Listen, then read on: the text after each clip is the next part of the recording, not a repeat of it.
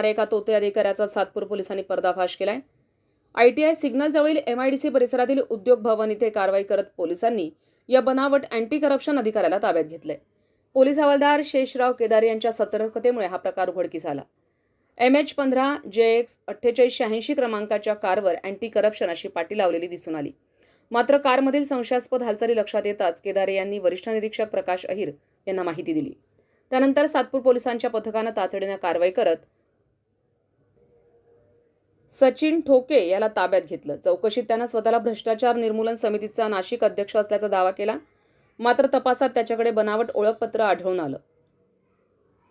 पोलिसांनी कारसह संबंधित साहित्य जप्त केलंय। या प्रकरणात सचिन ठोके याच्यासह भ्रष्टाचार निर्मूलन समितीचा राष्ट्रीय अध्यक्ष असल्याचं सांगणारा रवींद्र द्विवेदी याच्यावरही गुन्हा दाखल करण्यात आलाय।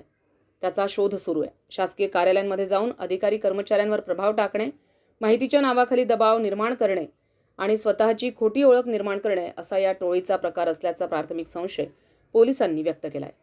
नाशिकमध्ये बनावट अँटी करप्शनचा खेळ उघड झाला असून आता या टोळीनं आणखी किती जणांना गंडवलंय याचा तपास सातपूर पोलीस करतायत। संविधान न्यूज, नाशिक।